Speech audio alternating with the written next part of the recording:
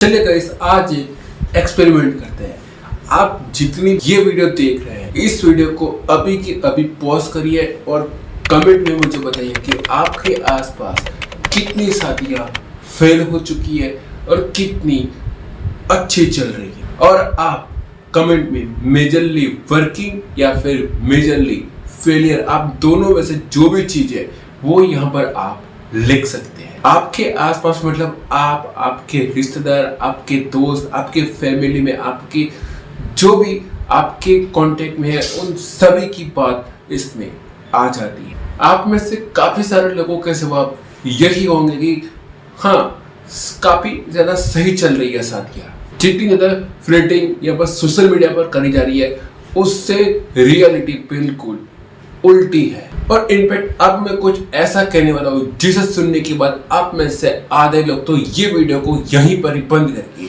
चले जाएंगे। Indian marriages में आज भी मेन से ज्यादा वुमेन्स को यहाँ पर सफर करना पड़ रहा है। And this is fact. हम विमेन को जितना भी ज्यादा विलन बना ले, बल्कि सच्चाई यह है कि विमेन एवरेज में विमेन मैरिजेस सबसे ज्यादा सफल करती है और डोमेस्टिक अफ्यूजेस भी ज्यादा फेस करती है। पूरा गला दबा के मारा हुआ है, निशान है, कपड़े पूरा फटे हुए, पैर छोटे, हाथ थोड़ा ये फटा हुआ है, पूरा फटा हुआ है, उसका बॉडी देख सकते हैं आप, पड़ेगी उससे। मुझे बहुत अच्छे तरीके से पता है कि मैन के खिलाफ भी ऐसे अपोजिट क्राइम बहुत ज्यादा बढ़ रहा है, लेकिन इसकी वजह से सारी विमेंस को इसकी वजह से जनरलाइज नहीं करना चाहिए। जैसे सारे मेन मॉन्स्टर्स नहीं होते हैं, वैसे ही सारी विमेंस गोल्ड डिगर या फिर अनफेथफुल नहीं होती है। इस इशू को काफी लोएंस में देखा जाना चाहिए और इस वीडियो में मैं वही करने की कोशिश करूंगा।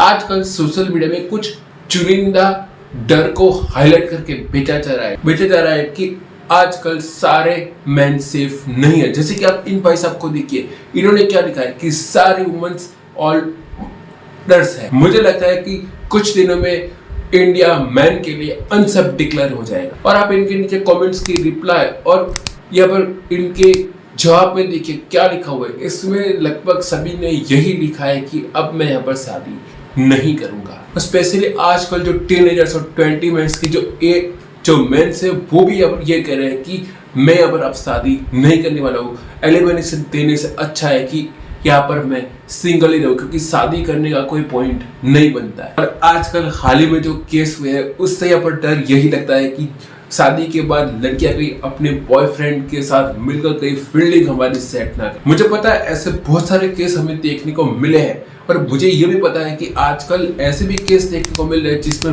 वाइफ चीटिंग कर रही है। लेकिन होता क्या है, फंसता लड़का है, उसको कोर्ट के चक्कर काटने पड़ते हैं और उस पे आखिर होता क्या है, फैमिली पे डोमेस्टिक अभी उसका केस लग जाता है। और ऐसे बहुत सारे केस में लड़के को बहुत भारी एलिमेंट्री देनी पड़ती है।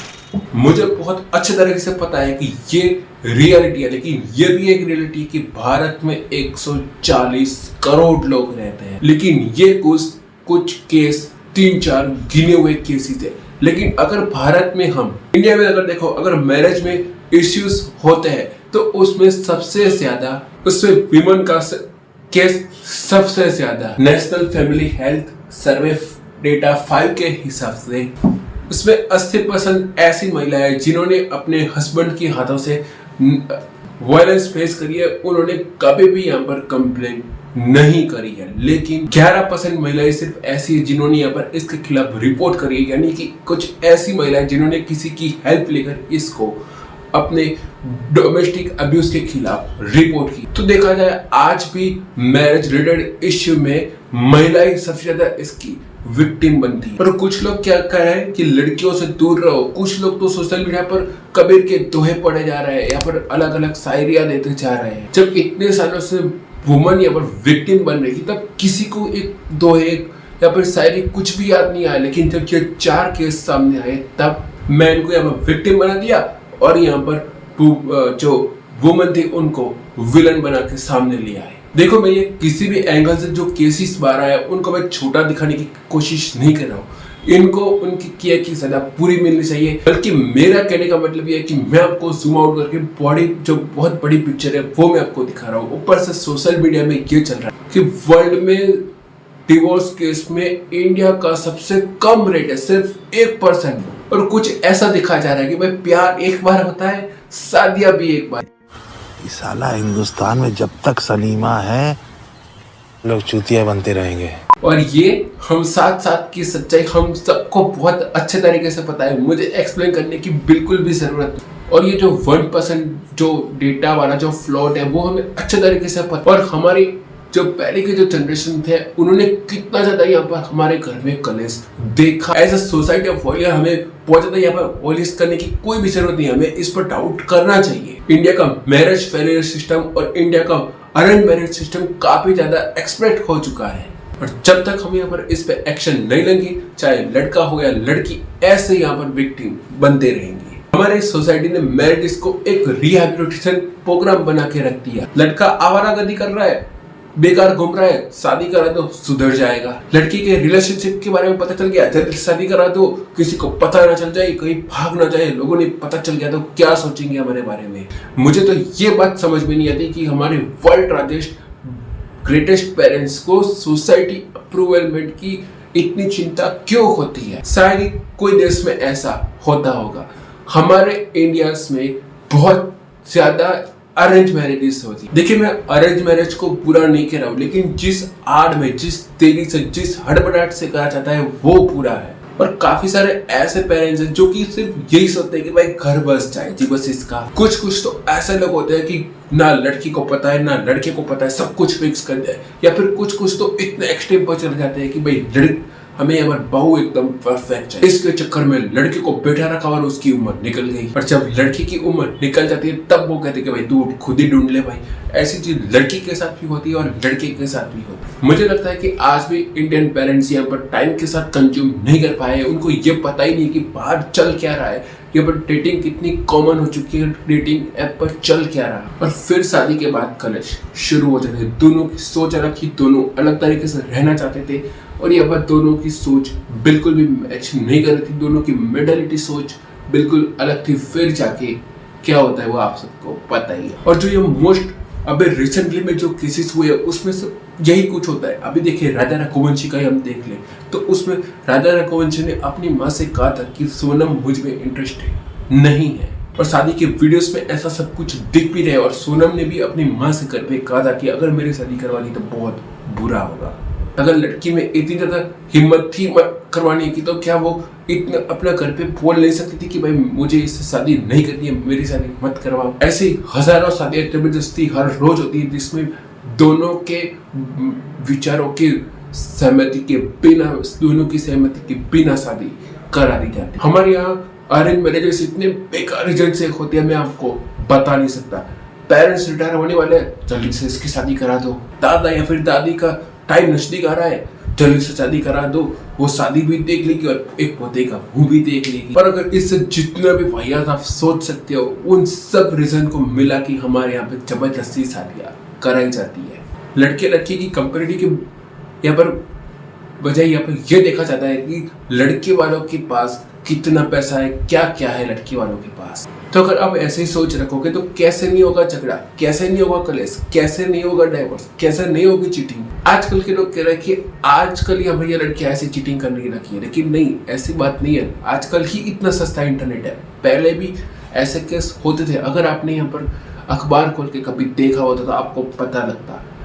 आजकल ये कोई नई चीज नहीं है, आजकल इतना सस्ता इंटरनेट आ गया तो हमें पता लगना शुरू हो गया। देखिए अभी क्या है, इंटरनेट बहुत ज्यादा सस्ता हो गया है, ऊपर से न्यूज वालों को ये पता चल गया कि हम ऐसे केस को कवर करेंगे, टीआरपी बहुत ज्यादा मिलती है, इसलिए वो ऐसे हर एक केस को पकड़ते हैं और बहुत ज्यादा इसको दिखाने लग जाते हैं टीआरपी के चक्कर। ऊपर से अब यहाँ पर लड़कियों को गाली बकोगे, खूब व्यूज आएंगे, तो इसलिए आजकल के लोग क्या कर रहे हैं कि एंगेजमेंट पाने के चक्कर में लड़कियों को खूब ज्यादा गाली दे रहे हैं, वुमेन हेटर बने जा रहे हैं। आजकल खुद बिजोनी फैला रहे हैं, यानी कि आजकल जो लड़कियां जिसको प्ले बॉय कहा जाता है वो खुद आजकल ये कह रहे हैं कि लड़कियों को तो वर्जिना होना चाहिए। सर्टिफिकेट बांटते फिरते, लेकिन जब इनके बहन के साथ, इनकी कजिन के साथ जब होता है ना तब इनको कैसा लगेगा। इसलिए कह रहा हूँ थोड़ी सी क्रिटिकल थिंकिंग शुरू करो, जनरलाइजेशन करना बंद करो। देखिए जो भी लड़कियां, जो भी वुमन यहाँ पर गलत है, जो ऐसे काम कर रही है उनको तो क्रिटिसाइज करना ही चाहिए, जितना करो उतना कम है। लेकिन जो ऐसी जो वुमेन्स है, जो वुमेन्स लोग का गलत फायदा उठाती है, उनको भी क्रिटिसाइज करना चाहिए। लेकिन मैंने बहुत डिटेल में बात करी है, वो यहाँ पर वीडियो थोड़े टाइम में वो वीडियो आ जाएगी, तो वो वीडियो को जरूर देखिएगा, उसमें मैंने बहुत डिटेल में बात करी। लेकिन देखिए, अगर आपकी सोच ऐसी है तो इसमें आपकी बहन, आपकी कजिन सब आ जाए। लेकिन देखिए, ऐसा नहीं है कि सब विमेन एक जैसी होती है। अगर आपकी सोच ऐसी है तो इसमें आपकी बहन भी आ जाएगी और इसमें आपकी कजिन भी आ जाएगी। और बहुत मैं दावे के साथ कह सकता हूँ कि अगर आप उनके बारे में ऐसा सोचना चाहो तो आपको बहुत बुरा लगेगा। और हम इन सब केस के चक्कर में ये एक चीज भूल जाते हैं कि इंडियन मैन का शादी ना करना भी एक फाइनेंशियल सिक्योरिटी का एक बड़ा रीजन है। देखिए, आजकल जितनी तेजी से इन्फ्लेशन बढ़ रहा है उतनी तेजी से सैलरी नहीं बढ़ रही है। आजकल जॉब इतनी आसानी से नहीं मिल रहा है। आजकल IIT, IIM इतनी आसानी से नौकरियां देने की गारंटी नहीं दे पा रही है, और घर खरीदना तो बहुत ज्यादा मुश्किल हो रहा है। और रेंट की अगर बात करें तो वो तो आसमान ही छू रहा है। पर अभी के टाइम में AI और ऑटोमेशन आए तो उनके चक्कर में भी काफी सारे लोगों के करियर दांव पे लगे हैं। अब एक बार आप ध्यान से सोचिए, एक 23-24 साल का लड़का जिसके सर पर एक एजुकेशन लोन है, यहाँ पर नौकरी का कोई अता पता नहीं है, यहाँ पर उसके पापा रिटायर्ड होने वाले हैं, घर की सारी जिम्मेदारी उसके सर पर है। ऊपर से अगर वो सोशल मीडिया खोल ले तो ऊपर से उसको ऐसे केसेस देखने को मिल जाते हैं। 4 ऐसे इन्फ्लुएंसर के ट्वीट पड़ता है कि भाई लड़कियों से दूर रहो, उनका इन्फ्लुएंस काउंट बहुत हाई रहता है, अब शादी करना सही नहीं रहेगा। तो उस सब सोचो उसका माइंड सेट कैसा हो जाए। मान लीजिए एक बार उसने गलती से शादी कर भी ली, अपने दिल पर पत्थर रख के शादी कर भी ली, लेकिन मान लो अगर उसमें न करे नारायण और कुछ भी उल्टा सीधा हो गया, कुछ भी प्रॉब्लम आ गई, तो हमारा इंडियन लॉ मैन के खिलाफ इतना ज्यादा हाईली है कि उसकी पूरी लाइफ डिस्ट्रॉय तक हो सकती है। थर्ड जो प्रॉब्लम है वो ये है कि जो कि शादी के बाद भी यहाँ पर प्रॉब्लम खड़ी करता है, जो कि है अनरियलिस्टिक एक्सेप्टेशन। देखिए, आजकल के मैन यहाँ पर सही तरीके से उनके सामने वाले पार्टनर को पता ही नहीं पाते कि उनको कैसा पार्टनर चाहिए, उनको कैसी लाइफस्टाइल चाहिए, उनको कैसा पार्टनर चाहिए, क्या चाहिए, वो पता ही नहीं पाते सही से। आजकल के मैन के माइंडसेट कुछ इस तरीके का होता है कि उनका जो कि पेट्रियार्कल एक्सेप्टेशन कहते हैं, जिसमें वो ये सोचते हैं कि मेरी वाइफ मेरे लिए खाना बनाएगी, मेरे पेरेंट्स का ध्यान रखेगी, मेरे कपड़े धोएगी। आपने भी अपने घर में या फिर अपने दोस्तों में कुछ इस तरीका का देखा हो। लड़कों के भी कट जब शादी की बात होती है तब ऐसी एक्सेप्टेशन होती है, लड़के के भी और उसके घर वालों के भी। ये मैरिटिकल डिस्कॉर्ड का सबसे बड़ी रीजन है, जो कि अरेंज मैरिज की बात जब शादी के पहले या पर इंट्रोडक्शन एक्सेप्टेशन का पता नहीं चलता, फिर शादी के बाद लड़का और लड़की दोनों को सरप्राइज मिलता है। और 2025 में ये कोई बड़ी बात नहीं होनी चाहिए कि हर एक जो जिम्मेदारी है वो लड़का और लड़की यानी कि हस्बैंड और वाइफ मिलकर यहाँ पर चलाए, या फिर शादी से पहले लड़का और लड़की इन सब बातों पर डिस्कशन कर ले। लेकिन अनफॉर्चुनेटली हमारे भारत देश में ऐसा नहीं होता। अगर मेरी बात माने तो अरेंज मैरिज करने से पहले कम से कम 6 से 8 महीने तक कंटिन्यू डेटिंग करनी। और आइडेंटली अगर आपके पास ज्यादा टाइम हो तो आप कम से कम 1 साल से 1.5 साल तक लड़की को डेट करो। डेट करने का मतलब है कि उससे मिलो, उसकी एक्सेप्टेशन देखो, उसका क्या हैबिट है, लाइक है, डिसलाइक है, उसका क्या ड्रीम्स है वो देखो, पहचानो, फिर आप डिसाइड। हो सके तो उसके पास्ट को जानने की कोशिश करो, क्योंकि 1-2 बार मिलने से आप किसी को अच्छे तरीके से पहचान नहीं सकते। मोस्टली अरेंज मैरिज में यही होता है कि लड़का लड़की को एक बार मिलवा दिया, सब कुछ कर लिया, अगर हाँ बोल दिए तो फिर फैमिली आपस में बात कर लेती है, लेन देन की बात कर लेती है, उसके बाद शादी हो जाती है।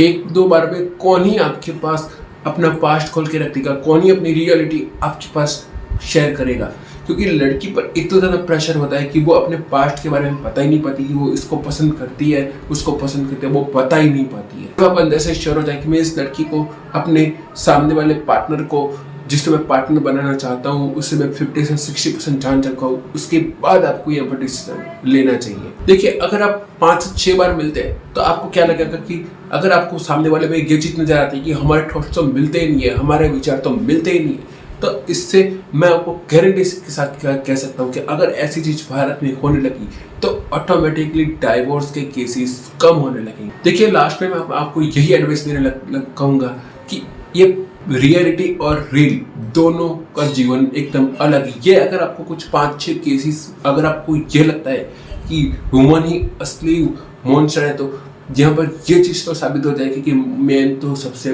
बड़ा मॉन्स्टर है। पर ऊपर से देखने जाए तो मैन तो कब से वुमन पर कब से और कितना क्राइम करा जा रहा है। तो गाइस आई होप आपको ये वीडियो पसंद आएगा। वीडियो पसंद आए तो वीडियो को लाइक जरूर करें, चैनल पर नए तो चैनल को सब्सक्राइब जरूर करें। तो गाइस आई होप आपको ये वीडियो पसंद आएगा। मैं मिलता हूँ आपको नेक्स्ट वीडियो के साथ। आपने कमेंट में जरूर बताना है कि आपके आसपास में कितने मैरिज सक्सेसफुल है और कितने मैरिज अनसक्सेसफुल है। और गाइस टॉक्सिक फेमिनिज्म पर बहुत जल्द वीडियो आने वाली है, हमारा चैनल एक और बार देख सकते हैं। तो गाइस मैं मिलता हूँ आपको नेक्स्ट वीडियो के साथ, तब तक के लिए जय हिंद।